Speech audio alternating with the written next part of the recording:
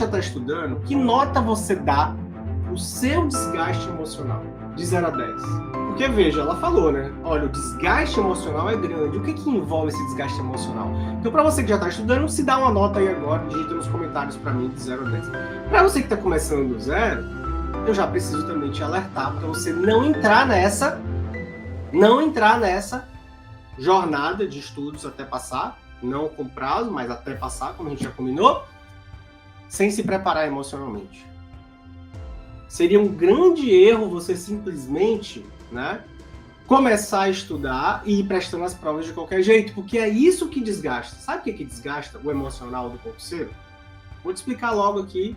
Talvez você que já esteja estudando não saiba, mas para você que está começando do zero, especialmente vai esse alerta para não acontecer o que aconteceu com ela, porque é isso que faz os candidatos desistirem. Na nossa relação com tudo que a gente espera que aconteça na nossa vida, existem duas coisas que são fundamentais e que você precisa ter isso muito bem balanceado. Duas coisas, anota aí. Duas coisas para evitar o desgaste emocional do concurseiro, para evitar que você, daqui a 6 meses, depois da primeira reprovação, daqui a 1 ano, enfim, cada um tem o seu caminho, cada um tem o seu tempo, né, Rose? A Rose está falando aqui, vai passar sim no seu tempo, tem que se preparar para passar, mas vai chegar. O dia chega, a conta fecha. Para você evitar esse desgaste, existem duas coisas que você precisa prestar muita atenção na sua preparação, do dia que você começa a estudar até a sua aprovação, que são, anota aí, primeira coisa, expectativa, eu vou sinalizar com essa minha mão aqui, a sua expectativa e a sua realidade. Então esse binômio, quando muito bem equilibrado, expectativa com realidade, quando ele está equilibrado, esse binômio, expectativa com realidade, você não tem desgaste emocional nenhum. Olha que interessante. E assim, se você não se desgasta emocionalmente, significa dizer que você estuda melhor. Significa dizer que você rende mais. Significa dizer que você se concentra mais, que você aprende mais em menos tempo, que você avança mais rápido no seu edital e aprende a matéria que você precisa. Agora, quando a sua expectativa está desalinhada da sua realidade, é isso que cria o desgaste emocional, é isso que faz com que você sofra mais do que é necessário.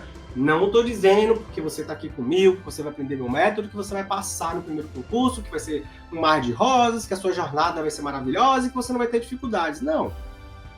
Se tem uma coisa que eu prezo muito aqui nas minhas aulas, nas minhas lives, no meu programa, é tratar a realidade como ela é. Então eu vou dar alguns exemplos para você perceber como o desalinhamento entre expectativa e realidade cria desgaste emocional de forma desnecessária. Porque se você aprende isso aqui comigo agora, você não sofre para passar. Você estuda tranquilo, você estuda sereno, você estuda em paz. Que é isso que todo candidato deveria buscar. Como é, Roberto, essa história de expectativa e realidade alinhados e não desalinhados? Vamos lá. Eu acabei de citar um exemplo, né? Você entra no jogo dos concursos com a expectativa muito alta de passar na primeira prova, de passar depois de 6 meses que você começou do zero a estudar, e aí depois de 1 ano você não passou ainda. O que aconteceu? Desalinhou a expectativa com a realidade. Meu Deus, mas eu esperava que em 6 meses eu já estava empossado. Com 1 ano eu não cheguei nem perto ainda. Quando existe esse desalinhamento entre expectativa e realidade, o que tem aqui no meio? Qual é a palavrinha que simboliza o conceito de algo que, quando acontece diferente do que a gente espera, expectativa, frustração, decepção, tristeza. Percebe? Por isso que eu te pedi, não se dê um prazo. Entre nesse jogo para estudar até passar. Vou dar um outro exemplo. O cara monta um plano lá, ou alguém monta para ele um plano maravilhoso de estudos, e o cara trabalha, estuda, tem filhos, né? E aí monta um plano de que ele vai estudar 8 horas por dia. Imagina, o cara trabalha, estuda, mas aí o cara lá diz assim para ele, não, mas se você seguir, fizer assim, você vai render 8 horas por dia. Aí ele cria uma expectativa de estudar 8 horas por dia. Passa um mês e ele não está conseguindo estudar nem 2 horas por dia. Então ele criou uma expectativa absolutamente fora da realidade dele. E o que tem no meio disso?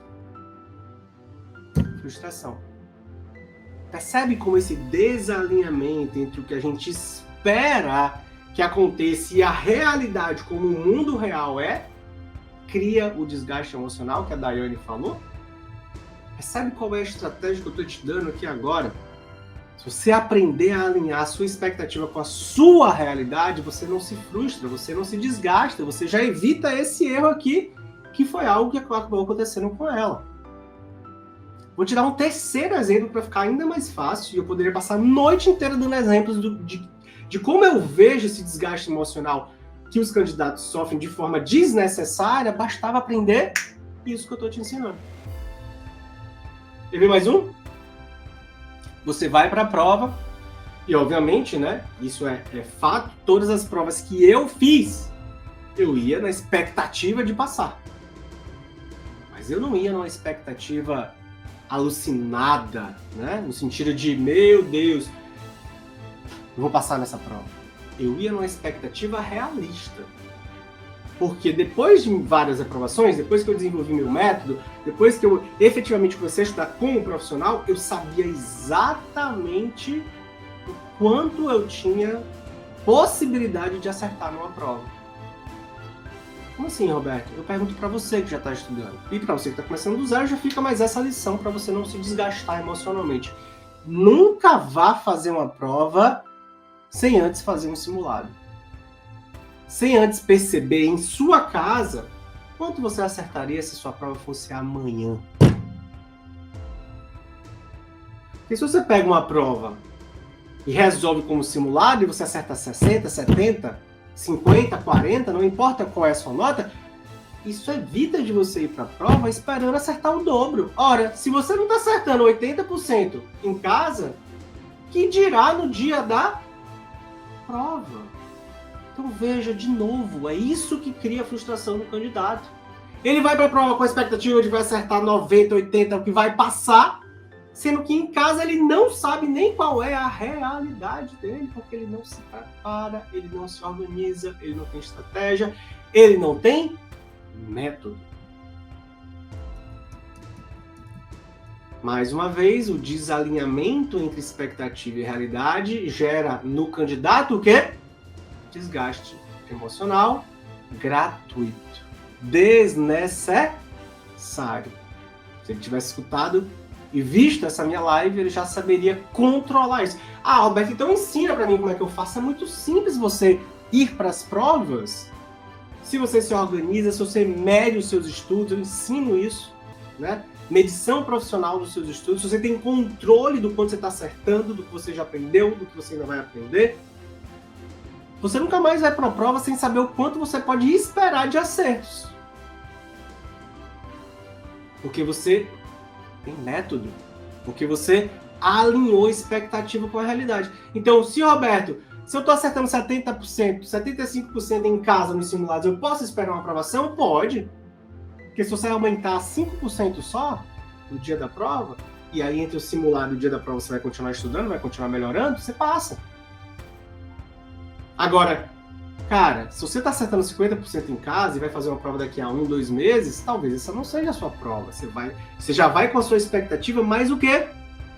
Controlada, mais próxima do quê? Da sua realidade. Tá percebendo esse alinhamento, como é fundamental? Quando você aprende a jogar com essas duas coisas, que são simples, né? Para pensar como é simples esse binômio, né? Quando você aprende a alinhar a sua expectativa com a sua realidade, você elimina desgaste emocional da sua preparação.